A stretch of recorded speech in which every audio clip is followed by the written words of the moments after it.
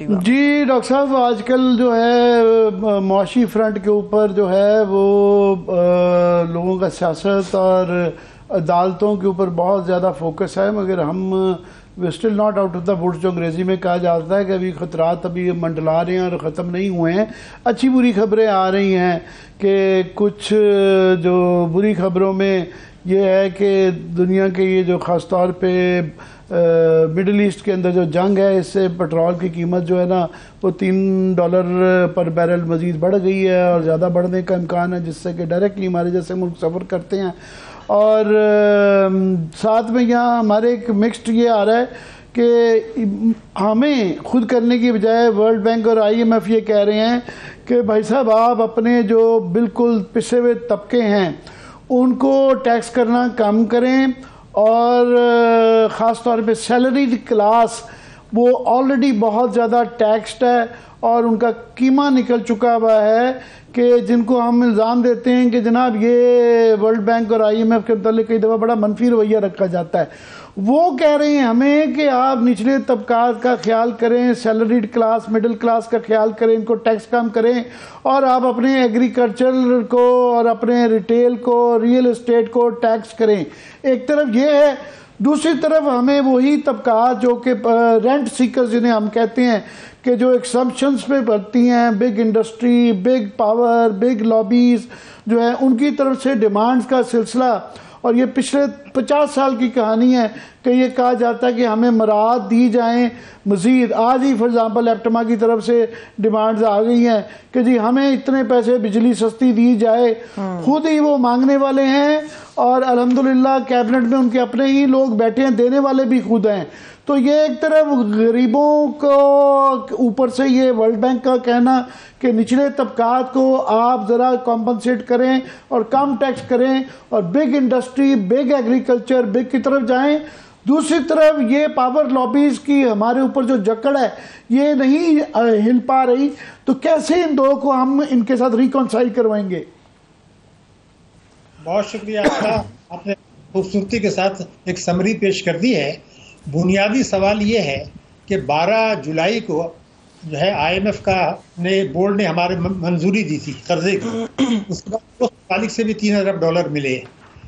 बहुत प्रोपेगेंडा था, लेकिन मैं अगर आपकी खिदमत में अर्ज करूं कि उसके बाद से मईशत में मजीद खराबियां आई हैं उन आदाद शुमार के मुताबिक हुकूमत की हैं।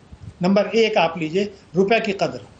12 जुलाई को $1 था 276 रुपए का। उसके बाद जो है हमने देखा कि जो है क्रैक डाउन हुआ, स्मगलर्स के खिलाफ हुआ, सट्टेबाजी के खिलाफ हुआ, हुंडी हवाले के खिलाफ हुआ, मनी चेंजर्स के खिलाफ हुआ, एक्सचेंज कंपनीज के, बैंकों के खिलाफ बातचीत हुई, लेकिन और बड़ी कामयाबियों के दावे किए गए।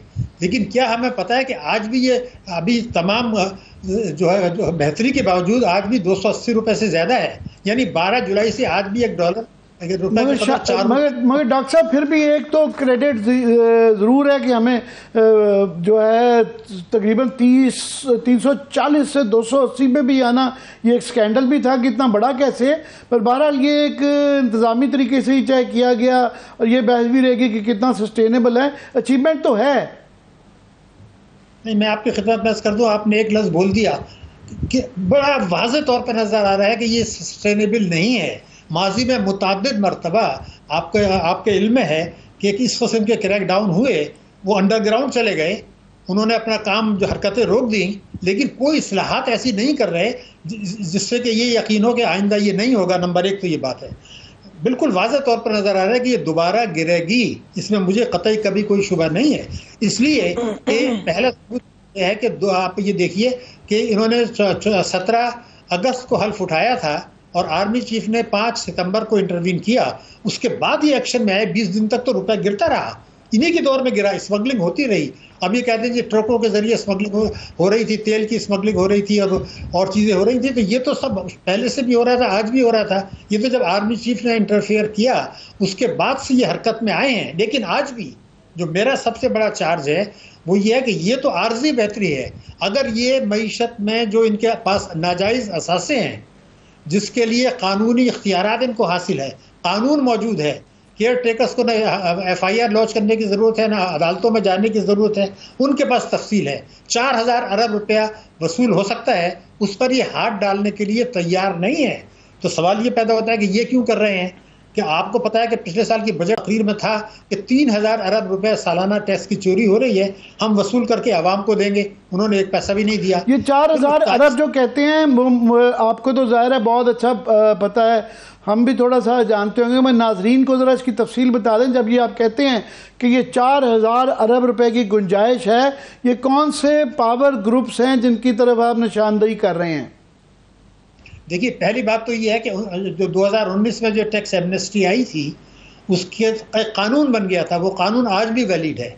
वो ये है कि जो नाजायज़ असासे मुल्क के अंदर मौजूद हैं, जिन्होंने एमनेस्टी से फ़ायदा नहीं उठाया, उनके असासे जब्त कर लिए जाएंगे, उनकी जायदादें जब्त कर ली जाएंगी। यानी जो दूसरी प्रॉपर्टीज जो हैं, जो प्लेज नहीं है, वो भी जब्त कर ली जाएंगी और 7 साल जो है 7 साल के लिए जेल होगी। हमने उनकी खिदमत में ये अर्ज़ किया था कि जनाब 41 लाख आदमियों की एक फहरिस्त तो आपके पास है, जिसमें उन असासों की तफसील है जो नाजायज़ पैसे से हैं और जिसमें एमनेस्टी से फ़ायदा नहीं उठाया। उसमें बैंक डिपॉजिट्स भी हैं जिनकी तफसील हुकूमत के पास है। उसमें कौमी बचत स्कीमों में जो पैसा लगाया उसकी तफसील भी है। उसमें पाकिस्तान इन्वेस्टमेंट बॉन्ड्स भी हैं, उसमें ट्रेजरी बिल्स भी हैं, उसमें प्रॉपर्टी भी है, उसमें गाड़ियाँ भी हैं। सारी तफसील मौजूद है। आप एक ख़त लिख के वो पैसा वहाँ से वसूल कर सकते हैं कानून के तहत, मगर उस पर हाथ नहीं डाला जा रहा। तो पहला सवाल तो ये कि 41 लाख आदमियों का जो लिस्ट है, उस वक्त FBR ने ये कहा था कि ये लोग तो जब सफ़र करते हैं बैरूनी, तो कौन से रंग की कमीज पहनते हैं हमें तो वो भी पता है। तो वो ये भी कहा था कि मैं डॉक्टर साहब, आप ये कह रहे हैं, पहले तो वैसे मैं भी आपकी जो कमीज़ की हमेशा बड़ा मुतरफ होता हूँ, बहुत आला किस्म की आप कमीज़ें पहनते हैं। मगर इस कमीज़ के साथ आप 2 बातें आपने बड़ी अहम की हैं। एक आपने ये कहा है कि बड़ी चले अच्छी अचीवमेंट है कि डॉलर को इतना नीचे 50-60 रुपए से ज़्यादा भी नीचे आप ले आए। तो इसको अगर आप चाहते हैं कि सस्टेनेबल हो तो साथ में रिफॉर्म्स चाहिए आपको ड्रास्टिक किस्म के, ताकि ये मेंटेन किया जा सकते। पहली बात। दूसरी आपने ये कही है बात कि ये 4,000 का ये आप जब इन लोगों को हाथ डाल रहे हैं, स्मगलरों को और ये करेंसी के माफियाज को, तो ये बड़े बड़े मगरमच्छ जो हैं जिनकी कानून के अंदर भी गुंजाइश है, और जिन्होंने एमनेस्टी वाले तो खैर उनको भी पकड़ना चाहिए किसी वाले से, मगर जिन्होंने नहीं ली और जिनका कानून मौजूद है उसी कानून के तहत इनको हाथ डालेंगे तो ये पैसा निकल सकता है। ये मैं खस सही कर रहा हूँ आपकी दोनों बातें? जी, आपने बिल्कुल सही फरमाया। सिर्फ फ़र्क मैं एक जो इजाफा करना चाहता हूँ, जो मैंने नहीं कहा था, कि ये जो आप वसूल करेंगे ये परमानेंट होगा, क्योंकि मईशत दस्तावेजी हो जाएगी और आपको आइंदा भी मिलता रहेगा। ये जो कुछ हो रहा है, मेरा अपना अब भी ये ख्याल है, मैं कहना नहीं चाहता, फिगर नहीं दूंगा, मगर जनवरी में आप देखेंगे कि सस्टेनेबल नहीं रहेगा। क्योंकि हमारा, मैं आपकी खिदमत में अर्ज़ करूँ मैं क्यों कह रहा हूँ। देखिए, हमारे पास जो आदाद शुमार हुकूमत के हैं, हमारी जो रेमिटेंसेज हैं, अभी इस माली साल में जुलाई से सितंबर तक पिछले साल की इसी मुद्दत से 1.6 अरब डॉलर की कमी हमारी रेमिटेंसेज में हो चुकी है। हाँ, 2 महीने में हमारी बरामदात में 400 मिलियन डॉलर की कमी हो चुकी है, तो 2 अरब डॉलर तो ये हो गए। अभी हमारी इंपोर्ट्स बढ़नी है, हमारा तिजारती खसारा बढ़ना है, क्योंकि अभी तो इंपोर्ट्स रुकी हुई थी। आपको इल्म है 25 अरब डॉलर की इंपोर्ट्स पिछले साल रुकी हुई थी, अब वो सारी शुरू होंगी।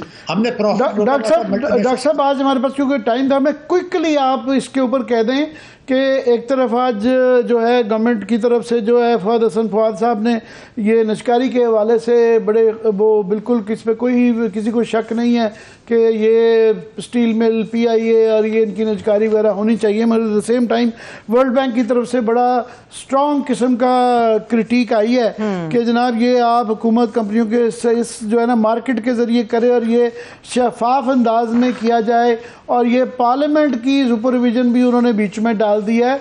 तो ये कैसे इन दोनों चीज़ों को रिकंसाइल करेंगे, ज़रा क्विकली इस पे आप अपने व्यूज़ दे दीजिएगा। हमें अल्लाह ताला का शुक्र करना चाहिए कि वर्ल्ड बैंक ने एतराज़ किया। इसकी वजह से मैंने इस पर पूरी रिसर्च की है, पूरा काम किया है। ये जो हमारे 34 वर्षों में जो निजकारी का है, ये खसारे का सौदा रहा है, नुकसान का सौदा रहा है। पहले तो ये कहा गया था कि इससे कर्जे उतारे जाएंगे, वो भी कम नहीं हुए और कर्जे बढ़ते रहे।